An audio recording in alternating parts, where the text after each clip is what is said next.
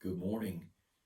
Sitting here thinking about some scriptures I'm going to mention in Hebrews chapter 10, very encouraging scriptures.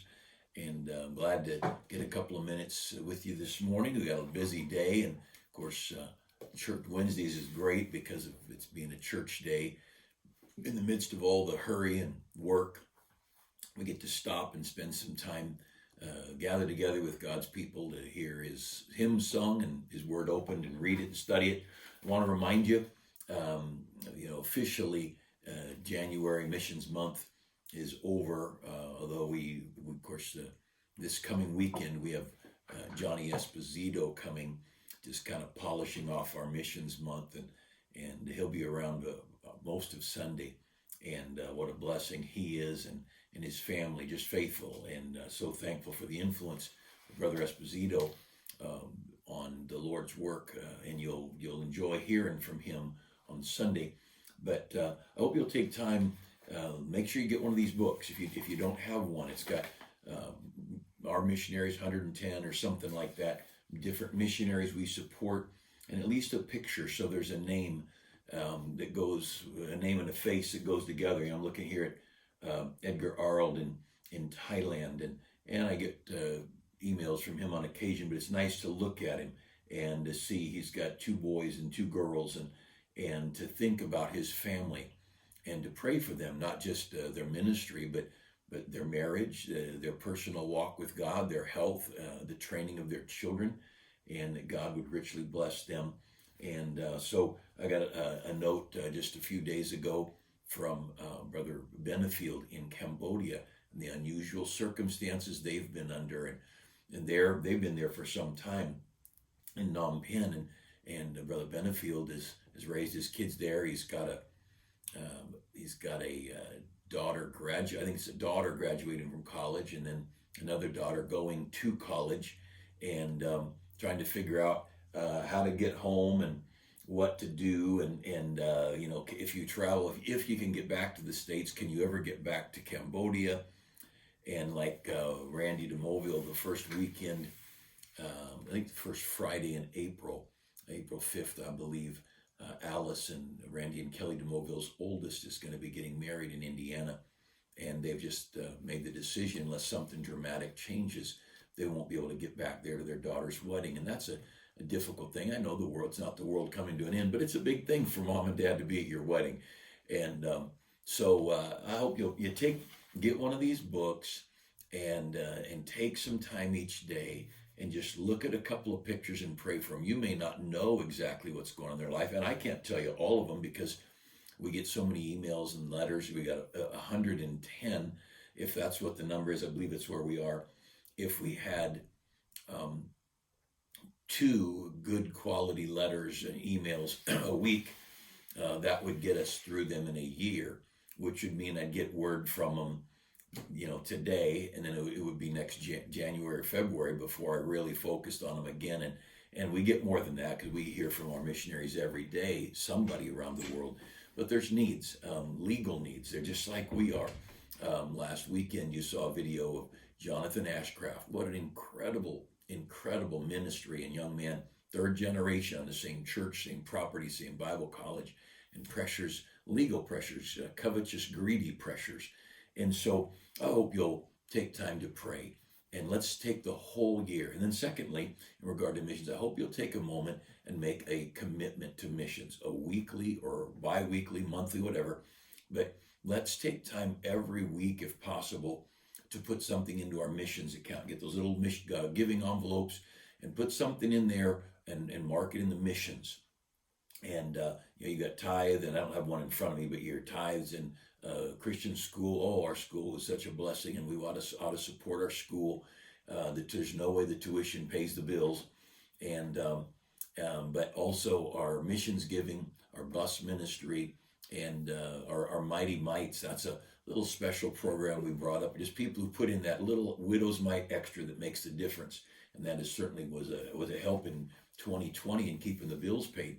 And we're so grateful for those. So make a commitment to missions, and turn that commitment card, Faith Promise Missions card in, and that would be great.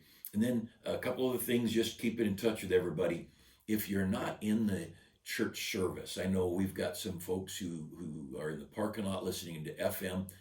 Hopefully, if the weather's okay this weekend, I'll be in my class at 9 o'clock in the parking lot, or maybe Mr. Record. I may be doing something else that hour, but Brother Record might be covering my class. But as long as the weather's not too inclement, we'll have a class at 9, and then. For those of you who are maybe you're home and you're not getting out very much, could I encourage you to contact us? I've been mentioning this for a couple of, I guess, a week or two now. Just call the office and just say, I'm still staying in touch, or I'm keeping with you, or whatever. You could send a text or an email, or call the office and just say, make sure I stay on the mailing list. And if you're local, we want to know who our church members are and who our faithful attenders are and people who are part of the ministry. I know we have people around the country who watch our services, and some, when we were doing our kids' time, we were getting notes from Africa, kids who are participating in the contests.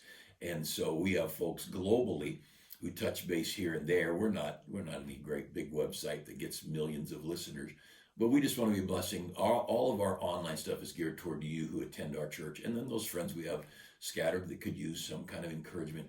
But please contact us so we know. Scripturally, I need to know. Proverbs, it says, "Be diligent to know the state of thy flocks." Well, it's one thing to try and keep track of the state of the flock when they're in a building. It's another thing when you've not seen them for 7 months. And I try to write and text and call, but I hope you'll call or send a note and just make sure. Tell them I just want to update the records. Make sure you've got my phone number, my email, whatever, my physical address. Perhaps you've moved, but if you'd contact us, that would be a great help as we keep our records proper. This Friday we have at 6:30. We're just having a sing and prayer time. We're going to get together in the Spanish chapel at 6:30, and we're just going to sing for a while to prepare our hearts. And then we're going to split up into small groups around the building to pray. The teenagers will have a group, children will have a group, and it's enjoyable to hear our kids pray. I love that children can grow up learning to pray.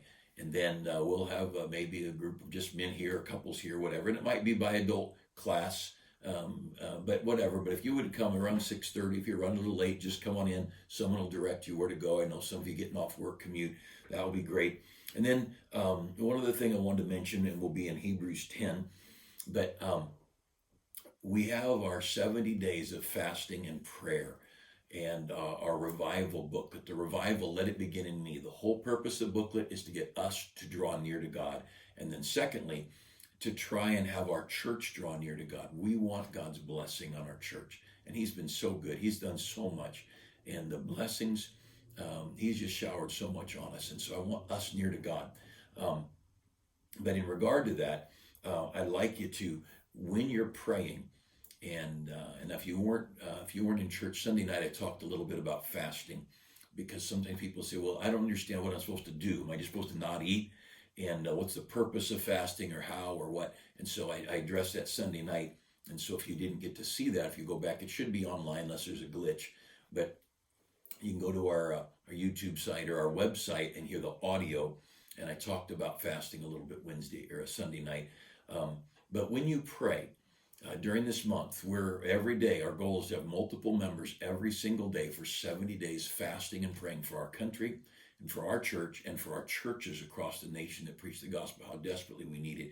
But would you do this? Would you add to your prayer list, second week in March, that's the culmination of 70 days of prayer and fasting. We're having a revival week. Revival, let it begin in me. Not a revival like we're going to see how many people we can get saved and baptized, but it will 70 days of prayer and fasting to prepare our hearts and to prepare our church.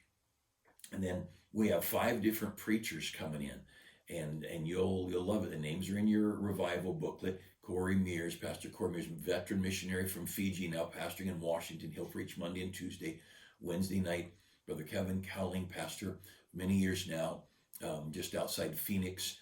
Thursday night, Pastor Mike Johnson, almost 40 years at his church in Redding. On Friday, Brother Doug Fisher, pastoring 35 years or more in San Diego. And then on Saturday afternoon, when we finish, Luis Parada got an amazing Spanish church in the Long Beach area, and he is a great man, just amazing. And many of you don't know, maybe you don't know several of these pastors. These are great men. But would you pray that God would bless that week, the preaching, but also every day we're going soul winning. So 6 days in a row, Monday through Saturday, we'll be out every morning soul winning. And then in the evenings preaching. Saturdays will be afternoon preaching, so we can get Brother Parada home and we're not out late on Saturday night. But would you just pray that God would bless the soul winning? Every single day we'll be out knocking on doors and witnessing to people.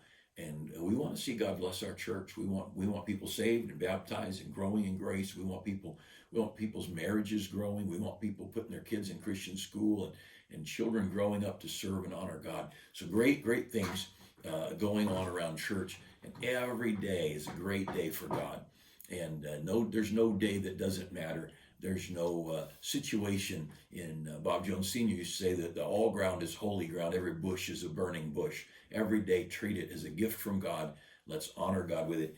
I want to take, before I run off all the time here, jabbering, if you look at Hebrews chapter 10, and I want to take just a moment and circle a few verses. But if you look at verse 30, let's just read through a few verses here.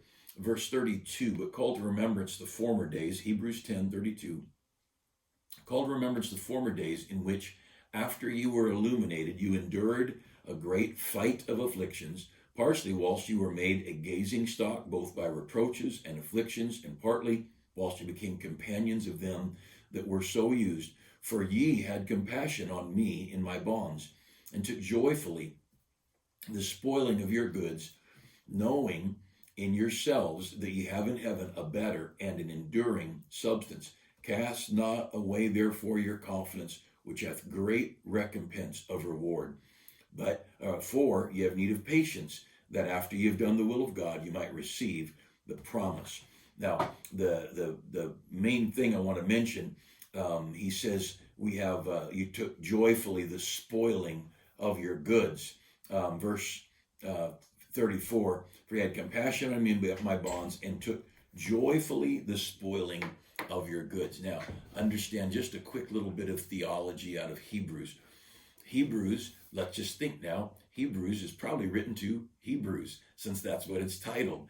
And much of Hebrews is going to, as so much of the Bible, Isaiah 7:14, unto us a virgin shall conceive and bear a son. That's way up 500 years later when Mary gives birth to us, to the Savior. And so Isaiah 53, when the Savior's crucified. So just because Isaiah wrote it doesn't mean it's just applicable to the moment of Isaiah. And so in the book of Hebrews, if you see something that you can't quite figure out how it fits into Christianity, it's very likely it fits into the tribulation time, or into the millennial reign of Christ on earth, or even into the eternal kingdom down the road. And we're so sometimes we're a little odd that we think every single principle, and of course all the scriptures profitable for doctrine that I could learn about. I mean, I don't bring blood sacrifices, but I do read Leviticus, and I don't keep the Sabbath, but I do read Old Testament law. And so just because it's not for us, Romans 10:4 says that Christ is the end of the law for righteousness. There's no doing of righteous law-filling deeds like you had in your Old Testament. So here in Hebrews, there's some things that sometimes fit here and there. If you can't see any way you think, well, that conflicts with what Paul wrote over in Romans, well, then there's a good chance it's not for you in the church age. It's maybe for another. But I want you to notice here, he says, you took joyfully, in verse 34, the spoiling of your goods. Now, how are we going to place verse 34? Well, let's read it. Verse 34, for ye had compassion on me in my bonds. Now, many think Paul wrote Hebrews, but it doesn't say it. But let's just assume Paul or some New Testament apostle, and he said, you took joyfully, you had compassion on me in my bonds, and took joyfully the spoiling of your goods. So we're going to assume this has to do with the Christians, with the believers in this church age from the time of Christ to the trumpet sounding. He said, you had compassion on me. And that little phrase, you took joyfully the spoiling of your goods. Now, a couple of quick things, and I may have a whole sermon on this, but just real quick, understand there's sometimes things go wrong in our prerogative, in our perspective on life. We think, well, that can't possibly be right. Could you imagine being a disciple looking at Jesus being crucified? That sure didn't look good. And they're, seeing Joseph being sold into slavery by his own brothers, that didn't look good.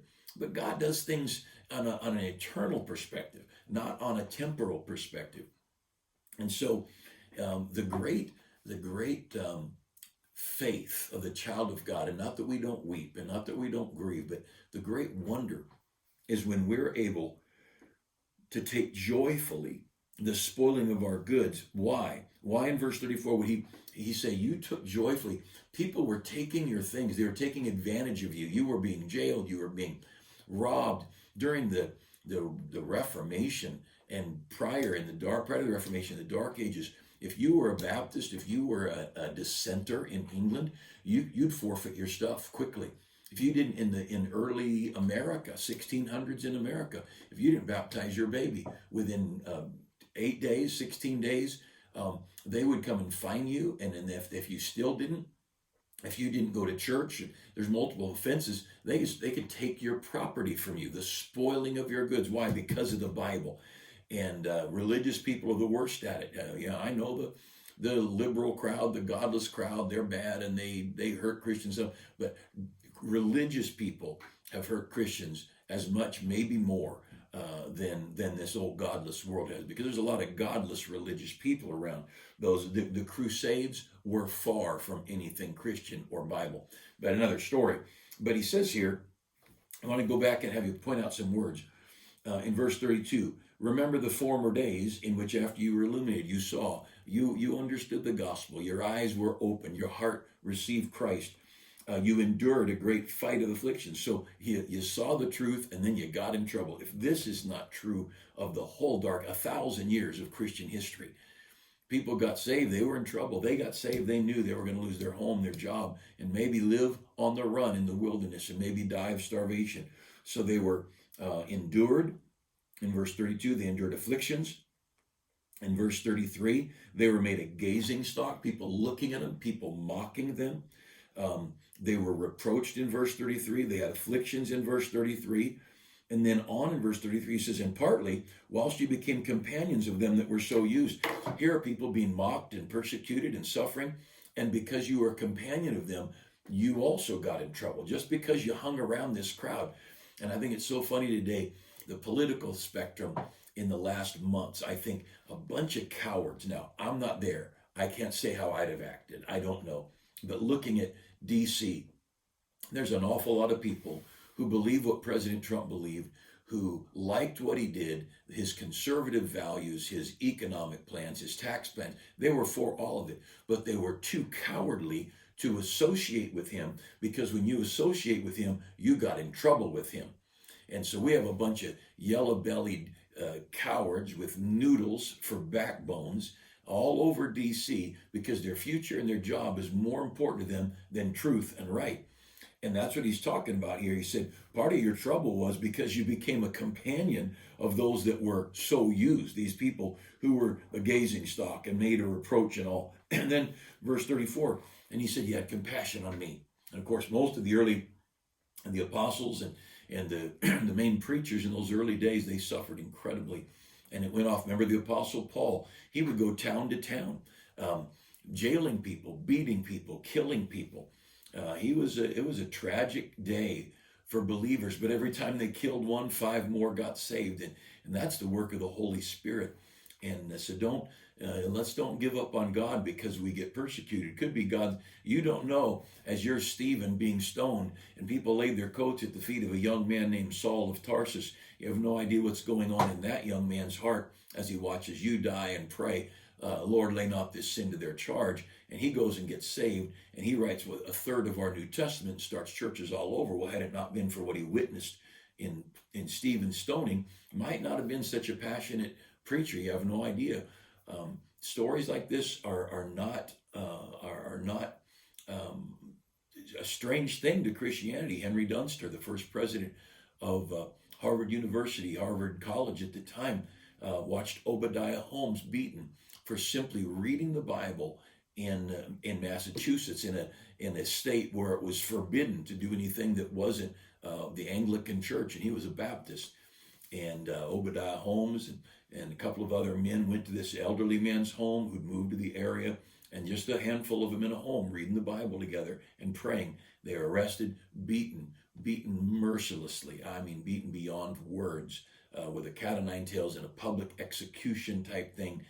And Henry Dunster stood watching it, a faithful Anglican, watching, seeing this going on. And as Obadiah Holmes is being whipped, he's preaching. And it was all over baby baptism. And he's preaching and quoting scripture and explaining the Bible while they're whipping his back. And Henry Dunster, the first president of Harvard, standing there listening to this man, a brilliant man, Henry Dunster. He was no fool, and he's very intellectual. And he went from that beating and went to his home and spent months studying the scriptures. And he realized baby baptism is wrong. Baptism needs to be for believers only, and it should be underwater, not sprinkling. And he got that all figured out while his next child is born. And he said, we're not baptizing that baby. And the end result, he lost his job, lost his home, lost his property, and lost his reputation. And his stand for God. He became a great, well-known Christian. But the springboard was the beating of Obadiah Holmes. And so many stories like Stephen, we'll understand that God has a plan bigger than me feeling good. And so he says, you had compassion on me and my bonds and took joyfully the spoiling of your goods. He said, you guys are amazing. You lost your possessions and you lost your homes. You were abused. You were taken advantage of. You were beaten. And you took it joyfully. Now, how are we doing at that? How are we doing at taking joyfully the struggles and the difficulties we face? Now, follow this. Why did they take it joyfully? Look at the rest of that verse. You took joyfully the spoiling of your goods. I'm in the middle of verse 34. Knowing in yourselves that you have in heaven a better and enduring substance. Every bit of suffering here brings rewards here. Every bit of endurance here brings blessings here. Every bit of reward here, or of hardship here, brings the rewards and the blessings there. And it's enduring. Here it's not. Obadiah Holmes' beating, he was a couple of weeks, he couldn't lie on his back. He slept on his hands and his knees with his head on his hands and on his knees like he would be praying. And that's how he had to sleep for several weeks. The beating was so brutal, and his skin and his back shredded so terribly. He couldn't have any, the cloth would stick to the bleeding, oozing sores. And horrible thing. And, but it was still temporary. As bad as it was temporary. But for these years now, for 250 years, he's been in heaven. You don't think he's been thankful for every stripe laid on his back? You don't think up in heaven he's walking along thinking, God was so good to let me be beaten for his glory. And he goes on there. Look at that next verse. Verse 35. Cast not away, therefore, your confidence. So now you're hurting a little bit and you've taken a stand. Don't cast it away. Don't throw in the towel. Don't give up your confidence. Now notice, cast not away, therefore, your confidence, which hath great recompense of reward. Your confidence that you're doing right, your confidence that you're standing right, being faithful, whatever the world says, whatever people do, it has great recompense of reward. This is just amazing scripture here. You keep your faith. And then he says, verse 36, for you have need of patience. It's not going to be easy. This world hates God. This world hates the Bible. This world hates Jesus. And this world hates anybody who's talking about Jesus. For you have need of patience, that after you have done the will of God, you might receive the promise. For yet a little while, and he that shall come will come, and it is going to be great. And so don't worry about the battles and don't worry about the frustrations. Let's stand faithfully. And if God gives us grace, let's take joyfully the spoiling of our goods, because we serve a great God. And we have a more eternal and enduring inheritance. And it's a great thing to live for God, a great thing. And these missionaries that we support, they do pay a price. Many a missionary over these years has died on the mission field, been murdered. Been one of the missionaries is telling the story in John Patton in the South Pacific in Fiji, and many 150 years ago, and he's trying to explain who he is and what he's there for, and they talked about, you remember this man, we ate him. You remember this guy, we ate him. These missionaries are going places where their predecessors were murdered. Many of you have heard the story of Jim Elliot, killed by the Auca Indians. He and the other men that went there to make that initial contact, and it wasn't long before the wives of the men who were murdered went down with another team, and that team reached the Auca Indians. And I saw the movie, the story where the men from that village, the ordination service where men were being ordained to the gospel ministry, and the very same men who murdered Jim Elliot and those the stories through Gates of Splendor. If you want to look it up, I think there's a movie someone made. I can't endorse it. I don't know for sure, but there's a book, Through Gates of Splendor, telling the story. But what a wonderful ending of the story. We're not here in a temporal basis. We're not here for the moment. We're here for the eternal. And what a great privilege that we get to serve the King of Kings. Hope you have a great day. See you at church tonight, and pray for a great weekend.